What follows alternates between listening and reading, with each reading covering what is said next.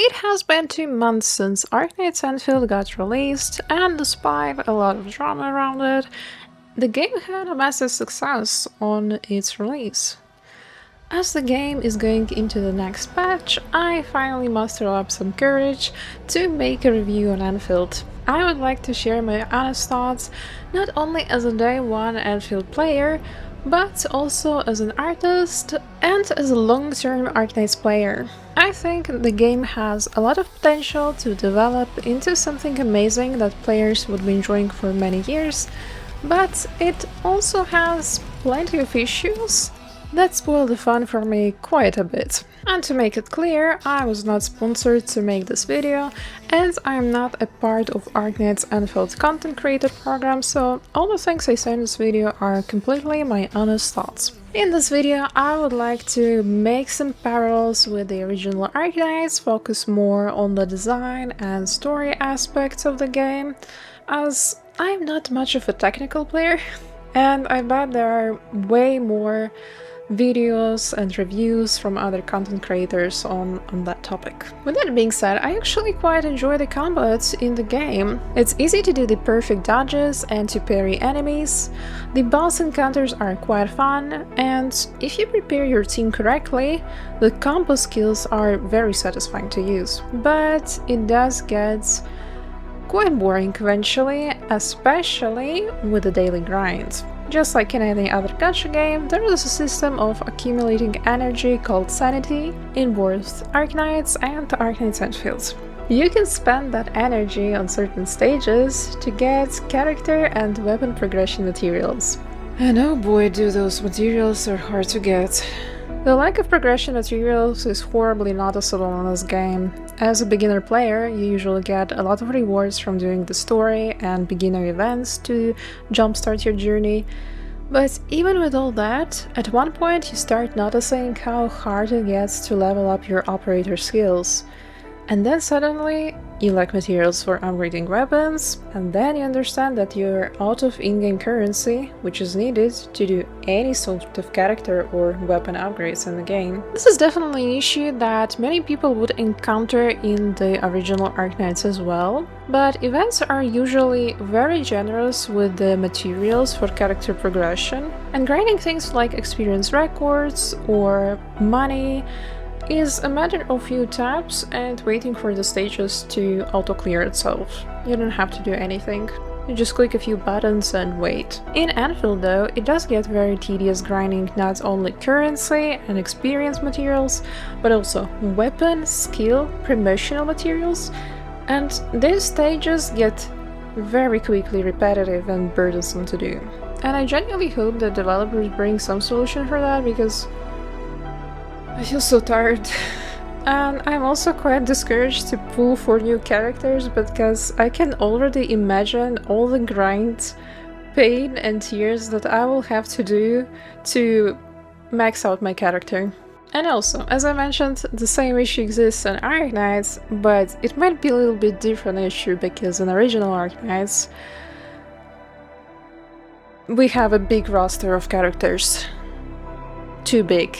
I think at this point we have approximately 400 characters in the game, and this is just not possible to build all of them. Speaking of characters, let's talk about the character design. I don't think that the character design is bad in Endfield. I personally love both male and female admin designs. They look nice, sleek, and properly dressed for the adventure. Yes, also imagine the female version of the main character actually has comfortable shoes. I honestly think that a lot of thought went into the main trio of the game: Endmin, Chien, and Perlica. All three of them, or I guess 4 of them, have very nice and readable designs. Their silhouettes are easy to recognize, and the outfit details are not distracting. Which I cannot really say about the rest of the playable characters. Most of the designs are quite messy. My head is spinning just by looking at Aviven's design. I don't even want to imagine how hard it is to draw a fan art of her. And I draw fan art of Arknights characters all the time. If you haven't noticed, there's a time-lapse of my Endmin illustration in the video. Not to mention, I don't really understand the purpose of clothing, not only of a villainess. As an example, let's look at the original outfit of Angelina from Arknights. Gilberta is her reconvener in Enfield, so they're basically the same character. Yes, the games are set 100 years apart, so the fashion and clothes would change, that would make sense. But some things remain the same. Both characters are messengers, so they travel the world a lot. Here is Angelina's original design. It is very simple, right? But it does give you an impression of light and practical clothing. Gilberta's design, on the other hand, feels quite heavy and not so comfortable. Especially with the off-shoulder coat, like really, what's the purpose of these off-shoulder coats? Not only do they fall off of you all the time, but also like they don't cover you from wind, from rain. Even if Gilberta's design is based on Angelina's alternative outfit, where she wears a black bodice and red coats, the outfit still makes more sense to me personally. The outfit is a little bit more tactical, and the coat is also off-shoulders, but it is supported by a huge belt, while Gibby's coat is holding on magic and dreams. For a character that's supposed to travel a lot, this outfit doesn't really strike practical, and the additional decorations only make it look heavy. And speaking of the off-shoulder designs, why do we have so many characters in Enfield that have detached sleeves or off-shoulder coats? As a singular design feature, I don't have anything against it, obviously, but it gets very repetitive very quickly, and I think it's a disease that other gacha games have. Just don't expect Enfield to hop on the trend. I could keep talking and talking about female character designs, how they just don't make sense to me. Like the weird top that Yvonne is wearing, or Last Ride's revealing outfits that does not match her timid personality at all, but of course there is a lore reason for it. I wouldn't say that male character designs are something amazing as well. We don't have that many male operators in the game to make a fair statement, but I already can see a pattern of fitted long cloaks or cropped jackets. Although two of those cropped jacket characters are from the same team, so we can say just a uniform thing. But I do want to give a design shout out to Panda Guy Dapan. He's such a funny and quite unique character design for the game, yet also he's really simple, and he's a really funny character overall. As I said previously, I don't think that overall character design is horrible, but I would prefer if the outfits were more clean and would be more practical, considering the overall mood of the game. Practicality is quite a big aspect of the game's story after all. We're trying to save the humanity with technology, with our factory.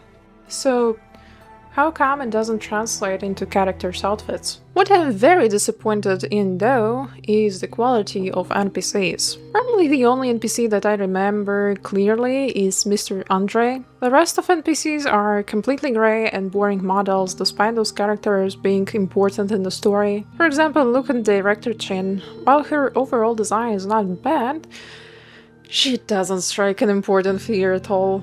Meanwhile, in original Arknights, NPCs are looking so much more interesting. Players are more invested in NPCs at times than in the playable cast. Yes, you could make an argument that it's hard to make a very polished 3D model, and the original Arknights uses only 2D illustrations, but I think a little bit more effort could go into NPCs that have important roles in the story. But that might be actually the problem of the story itself. Brings me to my next big issue with the game: the story. As a long-term Arknights player, I had very high expectations for the story. Original Arknights is a visual novel after all, with some story events hitting 100,000 words. I'm also doing Arknights story reading live streams for new events, and it's something that I really enjoy doing. Because while the writing is lengthy, it has purpose. It shows perspective of different characters, it smartly hides the plot twist from you,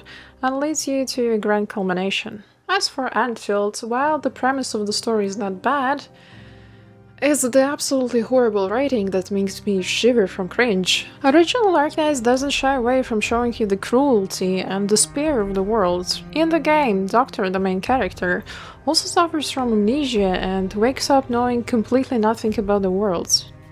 The characters around you don't put trust in you for a very long time. You have to earn it. That's why, by the way, the characters' friendship when systems called trust. Yet the characters around you expect you to lead them to victory, to find a cure for a deadly disease, and do miracles in general. Whenever you encounter a problem, nobody brushes it off, everyone expects you to face it. In Endfield, on the other hand, Ant-Man, the main character with amnesia, is welcomed with open arms. You don't have to overcome the trust abyss with your operators.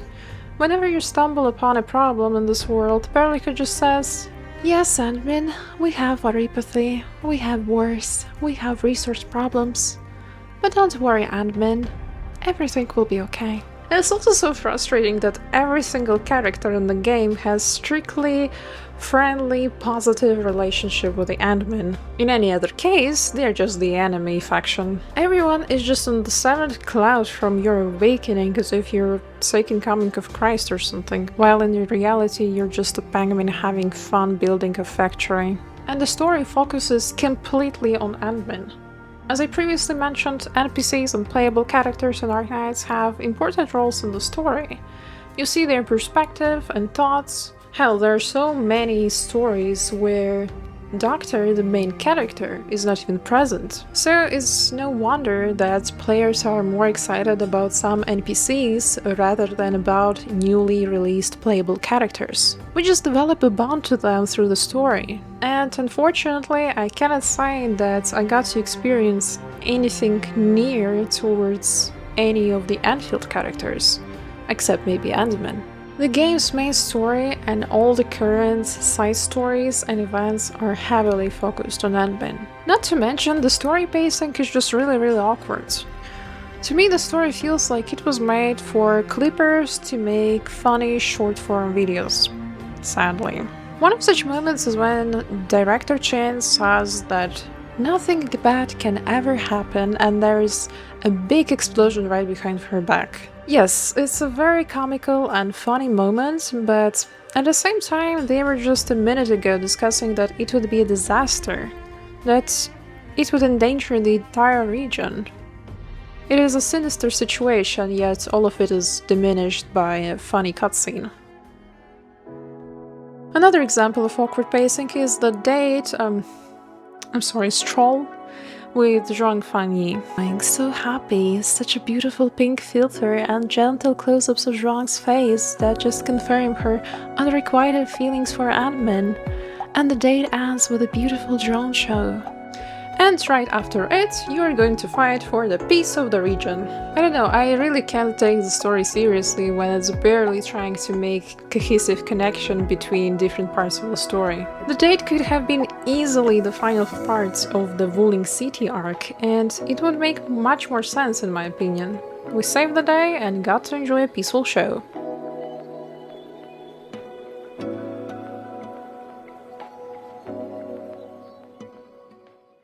Many people have been praising Leviathan's story, and while I do agree that the writing there was much better than the main story, I still feel very conflicted about Leviathan herself. I liked Ant-Man a lot in Leviathan's story events.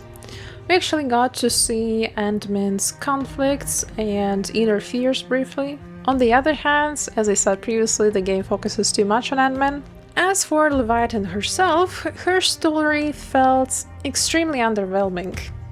She's a character that also suffers from amnesia, and she's trying to learn from her fragmented memories how to deal with it and what is the purpose of her life. Leviathan is reconvener of Surtur from original Arknights, yet unlike all the other operators, she does not want to follow into Surtur's footsteps. But during the story, she learns from Surtur's memories that Surtur was traveling the world until she settled down at Rhodes Island. She understood that Rhodes can be a welcoming home, and it is people around that matter and make her life fulfilled. We, Leviathan and Ant-Man, saw that this journey took Surtur years. It was years of suffering and coming to understanding with the others. Meanwhile, Leviathan, after learning all of this, 5 minutes later switches 180 degrees and asks Sandman to join Endfield so it would become her new home. And that's all after fiercely saying that she will not follow into Surtur's footsteps. She does exactly what Surtur did, minus the years of journey and self-exploration. And so, in my opinion, it just renders Leviathan a rather cheap copy of Surtur. At this point you're probably thinking, "Whoa, Umi, you're just such a hater." But the truth is that I absolutely enjoy playing the game. And I'm voicing all of my concerns and critiques in hopes that there are other people who also agree with me. And I hope that eventually the developers will listen and do better. Because let's be honest, the overall game art direction is insanely beautiful. The user interface, all the menus are so well made. Each faction has a distinct branding, something that you will see from big companies in real life. The locations are extremely well thought through. You don't get fatigued with bright colors or locations being too detailed and looking unnatural as if it was some sort of magical garden.